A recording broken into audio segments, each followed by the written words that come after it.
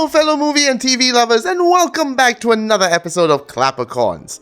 I am Nick Dorian, and on today's episode, we'll be talking about the recent Netflix production, The Sandman.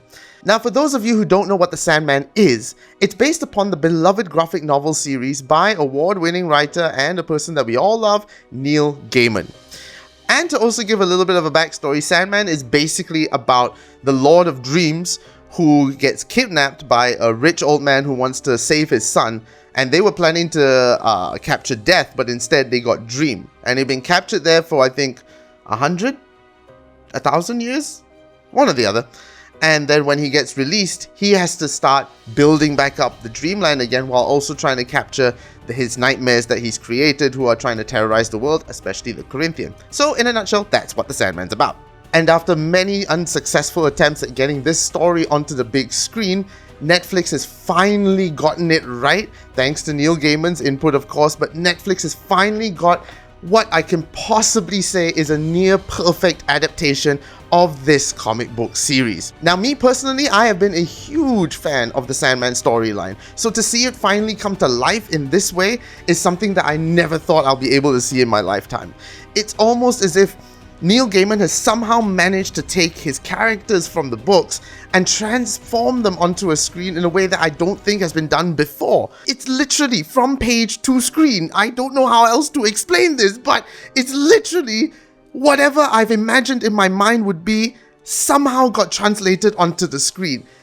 The Sandman on Netflix, if I am bold enough to say, is possibly one of the most faithful adaptations I have seen of a comic book brought to the screen. Granted, there are a bit of changes here and there because Gaiman did of course say that he can't directly translate everything into the modern day. There's going to of course be a few changes, but however, those changes that he made somehow fit, somehow worked, because he did it in such a way that it was tasteful, I guess? Is that the word? I don't know.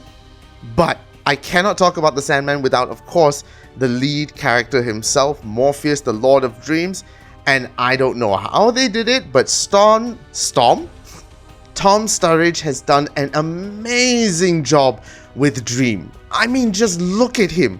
He looks almost identical to what was in the comic books, minus the black eyes, but he almost looks identical to him. And don't get me started on his voice. Like, this was insane. Whatever voice I think we all had reading the Sandman comics growing up of Morpheus was exactly what we got with Tom Sturridge. His vocal styles, the deep sort of voice, mystical as well, it's everything that we could have imagined Dream to be. And of course, that's not forgetting the rest of the cast, which, let me say, is almost a who's who of British television, and it is fantastic. All of them are fantastic. You've got Gwendoline Christie as Lucifer, which in itself, Gwendoline Christie as Lucifer, need I say more? You've got ever-famous Clara Oswald, Jenna Coleman as Joanna Constantine. That was one of the changes. There's no more John Constantine, but it's Joanna Constantine instead. But, again, it works. You've got the amazing David Thewlis as well, who honestly could stand in an empty room and just look at you, and that's enough. He was also brilliant in this. And there's also Patton Oswalt and also Mark Hamill for those, geeky stuff. Yes, there's those two as well as the rest of other cast of characters who are just equally fantastic in every role that they play. But I also got to mention that after the whole season was done, we got a bonus episode which blew us out of the water, because who did they also get for that? David Tennant, James McAvoy, Derek Jacobi, Rory from Doctor Who. I'm so sorry, I cannot remember your name, but Rory, hey! It was amazing. Like, I cannot. Like, I don't know how else to say this other than this is a damn near perfect TV series. For all intents and purposes, whether you're a Sandman fan or not, this is a series that I think will excite you, intrigue you, and mystify you all at the same time. So yes, to close, do yourself a favor, watch The Sandman. It's now all running on Netflix, all 11 episodes. Watch every single one, and let's all hope together that we get a season 2. Thank you so much for watching. Don't forget, you can follow us on all the links. It's all up on the screen right now. Follow us, ClapperCorn at Instagram and YouTube and TikTok. Facebook, not so much yet, but we'll see. And also, don't forget to follow me on Geeks in Malaysia. I do a bi-monthly podcast, Geeks in Malaysia. We talk about everything about pop culture.